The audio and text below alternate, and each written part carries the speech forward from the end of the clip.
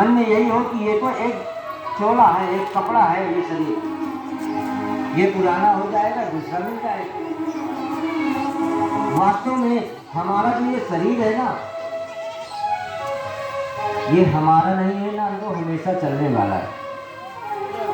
ये भी एक वस्त्र की तरह है। आज हम ये वस्त्र पहने हैं, कल फट जाएगा, दूसरा वस्त्र पहन लेंगे, उसको फेंक देंगे। इसी तरह ये आत्मा जब शरीर धारण करती है और ये शरीर जब खत्म हो जाता है तो ये आत्मा दूसरा नया शरीर धारण कर लेती है। आत्मा की कभी मृत्यु नहीं होती। आत्मा न मरिष्यति, आत्मा का ना तो कभी जन्म होता, ना आत्मा की कभी मृत्यु होती। इसलिए हमेशा ये शरीर हमारा है ऐसा भान नहीं होना चाहिए। इसके बाद इस तरह से 4 आश्रम बनाए। देखो, ब्रह्मचर्य से सीधे संन्यास भी ले सकते हो, गृहस्थ और वानप्रस्थ की कोई जरूरत नहीं। लेकिन सबसे बड़ा आश्रम अगर कोई बताया गया है तो वो है गृहस्थ आश्रम।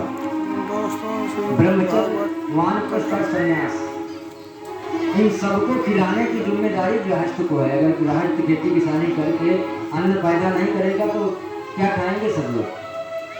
इसलिए गृहस्थ आश्रम सबसे बड़ा, लेकिन उसके नियम भी अलग हैं।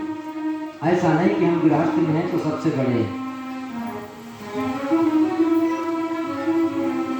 जिस हिसाब से धन का अर्जन करते हो उस हिसाब से उसका दान भी करना चाहिए।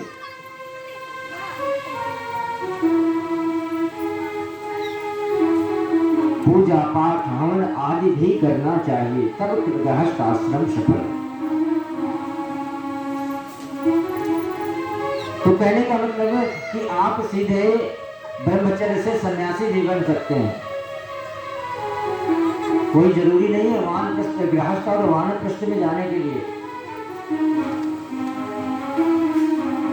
लेकिन अच्छा तो ये है कि धीरे धीरे सभी आश्रमों पर प्रवेश करते जाइए। पता चला ब्रह्मचर्य से सीधे सन्यासी बन गए, फिर मन नहीं माना तो महाराज आकर के विवाह कर लिया, तो फिर तो महानर्क में जाओगे।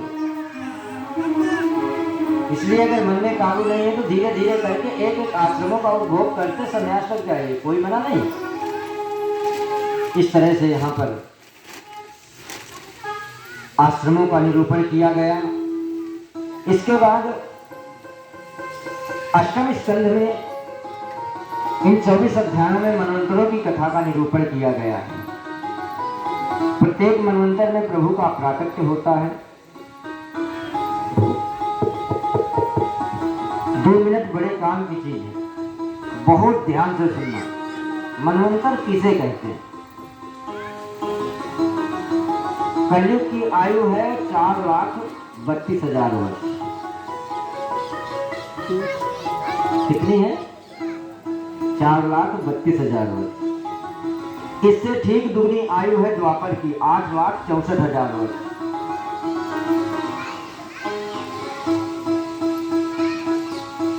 कलयुग से 3 गुनी आयु है त्रेता की और 4 गुना आयु है सतयुग की। और चारों युगों की आयु यदि जोड़ ली जाए तो संख्या हो जाएगी लगभग 43,20,000 वर्ष। आगे पीछे भी हो सकता है, आप घर पे जोड़ लीजिए। इतनी ज्यादा मैथ आती होती तो कहीं टीचर ना हो गए होते, यहाँ कथा थोड़ा सुना रहे होते। प्रेम से बोलो राधे राधे। पर इतनी कमजोर मैथ भी नहीं है, लगभग प्रेम से बोलो ना राधे राधे। आप राधे राधे बोलते हैं तो हम रिचार्ज हो जाते हैं, इसलिए जोर से राधे राधे जरूर बोला करें। अब महाराज, तो जब हम मानवों के 43,20,000 वर्ष पूरे होते हैं तब चारों युगों का एक चक्कर लगता है। चारों युग एक बार पृथ्वी पर बीत जाते हैं और चारों युग जब 1,000 बार बीत जाते हैं तो चारों युग के एक चक्कर को चक्री भी कहते हैं। तो 1000 चतुर्युगी सब संपन्न होती है, तब ब्रह्मा जी का एक दिन होता। 1000 बार जब चारों युग बीत जाते हैं, तब ब्रह्मा जी का एक दिन होता है। अब महाराज इतने बड़े एक दिन के हिसाब से ब्रह्मा जी की 100 साल की आयु है। तो ब्रह्मा जी के एक दिन को ही कल्प कहते हैं। ब्रह्मा जी का एक दिन में माने एक कल्प।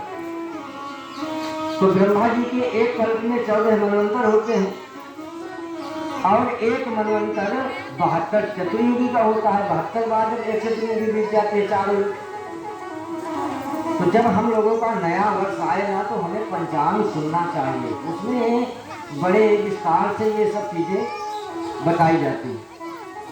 लिखते हैं पत्र बनाने वाले जो पंचांग बनाते हैं, वो बड़े विस्तार से इन चीजों की गणना करते हैं। सृष्टि का आरंभ हुए कितने दिन बीत गए, वर्तमान में ये जो कलयुग चल रहा है, ये कितने नंबर का कलयुग चल रहा है, पता है किसी? कौन सा कलयुग चल रहा है? देखो, पूजा तो सबके घर में होती होगी, पंडित जी कभी न कभी आए होंगे, कोई ना कोई पंडित जी।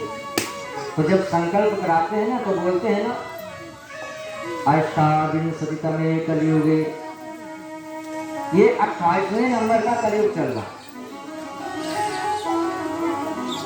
कलयुग का ये प्रथम चरण चल रहा है।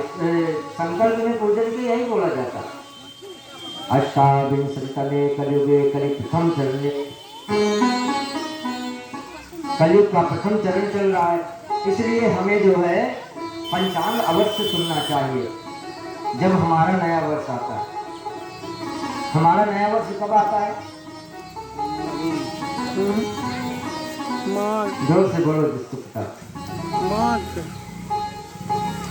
आजकल के बच्चों से पूछा जाएगा तो कहेंगे 1 जनवरी, है ना? 1 जनवरी हमारा नया वर्ष नहीं है, वो तो अंग्रेजों का है। हमारा नया वर्ष है चैत्र शुक्ल प्रतिपदा। चैत्र की नवरात्रि जब आती है, जिस दिन बैठकी होती है, उस दिन हमारा नया वर्ष चालू होता है। उसी दिन से पत्रे बदल जाते हैं, सब कुछ बदल जाता है। 1 जनवरी को देखो महाराज, कहाँ नया लगता है? कुछ नया लगता है 1 जनवरी? इतनी सर्दी रहती है, लोग नहाते भी नहीं, पेड़ों के पत्ते गिर जाते। और हमारे नए वर्ष में चैत्र में किसानों के घर में नई नई फसलें आती हैं। प्रातःकाल होते ही हमारी माता उठकर मैया दाई को स्नान कराने के लिए जाती है। सब कुछ नया नया होता है, वेदक ध्वनि होती है। इसलिए हमें अपनी भारतीय संस्कृति सभ्यता को